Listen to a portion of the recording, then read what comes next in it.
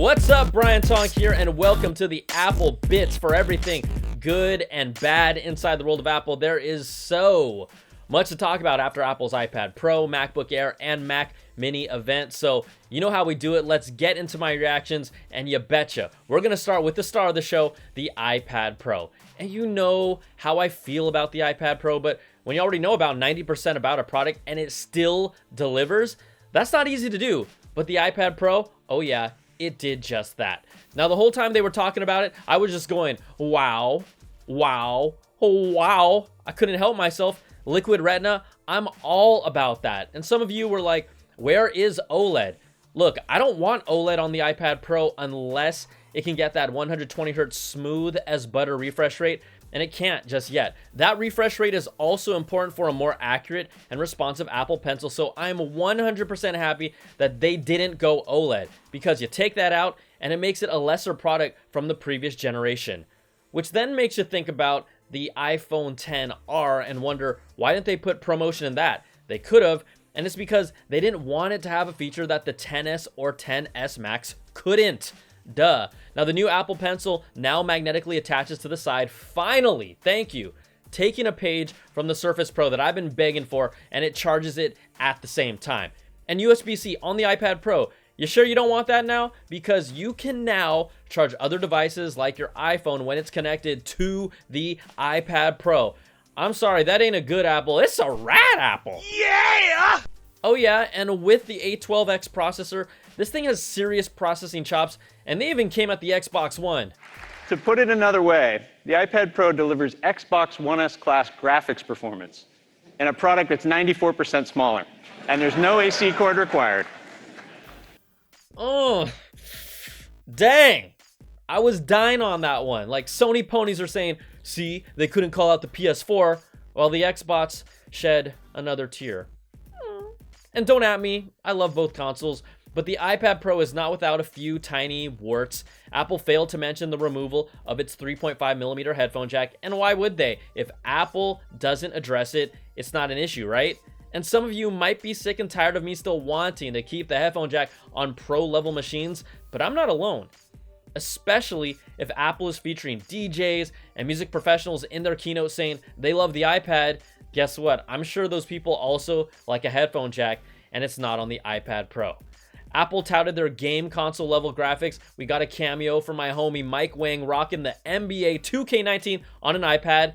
I could have done without D'Angelo. And we also got an in-depth demo of Adobe Photoshop. I can't wait for this in 2019, and its amazing AR tools as well. But Apple, no Final Cut Pro 10, no Logic, no native Pro software from you guys 3 generations into the iPad Pro. I'm sorry, that's a bad Apple. Oh, hell no! But is this gonna stop me from pre-ordering one? No. Like, I was putting my order through during the entire Lana Del Rey musical performance before the keynote ended. I mean, you had to do something with all that time. Also, we know this, the iPad Pro won't come cheap. At the high end, a 12.9-inch iPad with a terabyte of storage, Wi-Fi and LTE, with a new Apple Pencil, a keyboard case, and the 30-watt USB-C power adapter, which is a must-have for a device like this. This is fully loaded. You're looking at around $2,600. Yikes. Now, I didn't get that one. Apple says it can replace your laptop, and at that price, you basically are. We also didn't see any new software functionality this time in iOS 12 for the iPad. Kind of a bummer for me, but I'm still in love with this. Like, big hearts going out, right? The 12.9-inch is basically the size of an 8.5 by 11 piece of paper. So, iPad Pro, I'll see you on November the 7th.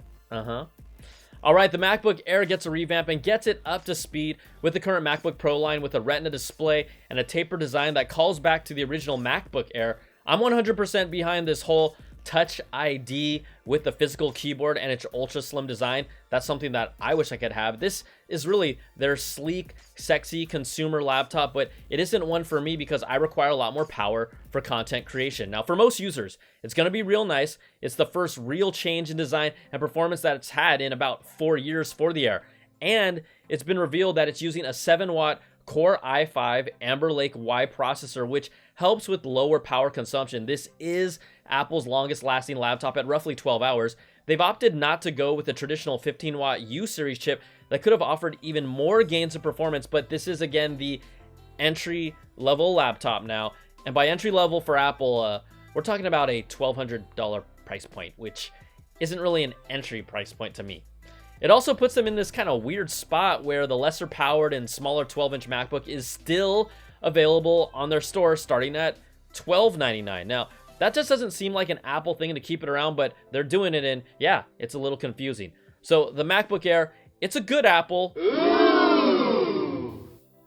Maybe more like a nice Apple, just because I wasn't really blown away by it, and that price for the lowest priced laptop is still a little higher than I'd like to see. Okay, let's jump over to the new Mac Mini. I loved how Apple, they just like came in strong, touting its speed. Wait for it, 5 times faster than before. Or its video encoding. Get this, 30 times faster. Woo! And fast don't lie. Like, your face might have almost melted off when you heard that, right? Just go like, just like that. But let's come back down to earth a little. You're comparing it to a computer that hasn't been upgraded in 4+ years. Now, if you're someone who's been waiting for a Mac Mini, you're going to love the upgrades here. There's a lot more power. It starts at $799 with 128 gigs.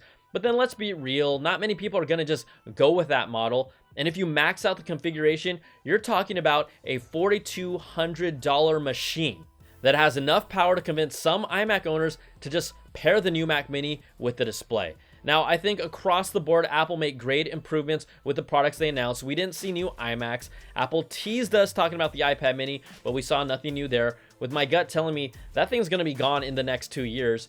AirPower? Nope. AirPods 2? Another nope, but we didn't expect them. One takeaway is that Apple's starting prices, they look really nice, but then once you start configuring these things, it adds up real fast, and I'm not complaining, right? More options are better. I just need to point it out. Now, in other announcements, iOS 12.1 is out, and it finally brings group FaceTime, but you'll only get the full video conferencing if you're on an iPhone 6s or later, iPad Pro or later, iPad Air 2, or iPad Mini 4. Otherwise, you're limited to audio only for the 5S to the 6 Plus, or on the iPad Mini 2, Mini 3, and original iPad Air. You got all that? Yeah, I didn't either. Now, the Beauty Gate filter, right, that softened look or that bug, whatever you want to call it, it has been fixed as well in 12.1. You also get real-time depth control for the XS, XS Max, and XR in portrait mode. That comes out as well. And right, you're getting all the emojis. These new ones, we love our emojis. And dual SIM support with the eSIM being used as the second number for some carriers. But in the US, Verizon, AT&T, and T-Mobile, they won't support that until later this year. And an under-the-radar announcement, right? Apple sneaks these in once in a while. Apple announced a quiet upgrade option for their MacBook Pro line, which will now have the ability to upgrade to AMD's Radeon Pro Vega graphics chip, which brings up to a 60% performance boost over the Radeon 560X, which was the best option you could previously get on the MacBook Pro. It's honestly something you don't want to read if you purchased yours in July, like me, only 4 months ago. Aww. Yeah, thanks, Apple. And can we talk about Tim Cook? Honestly, he was just like super giddy or took 2 hits of some bulletproof coffee. Like, he was losing his mind compared to last month's iPhone keynote. Like, look, see for yourself. Thank you. Thank you.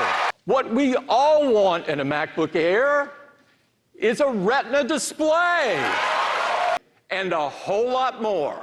It's pretty phenomenal. I am moving to New York. Woo, Tim, you crazy, man. And it was just honestly really funny to see how hyped and over the top he was. I mean, who wouldn't be jumping out of their skin when you're a crazy rich Apple? You guys know them or something? Hells yeah. I really think this might have been the best keynote of the year from Apple. It was a tight hour and a half. The upgrades were all solid, and the iPad Pro, that was just special. So I would love to hear all your reactions to Apple's iPad Mac event. What did you like? What did you hate? Did you have any good or bad apples of your own you want to throw out? Like, did you agree or disagree with me? I want to hear it all because, like I said, I read the comments. So let me know. Put them down there because some of y'all crack me up there. And if you want that deep dive inside Apple, you can check out my weekly Apple Bits XL audio podcast, over 600 5-star reviews, where we really go and get into it. This content is also supported by my Patreon at patreon.com/BrianTong for everything that I'm doing on my own. So thanks so much for watching. Take care, be safe, and we'll talk to you soon. Laters!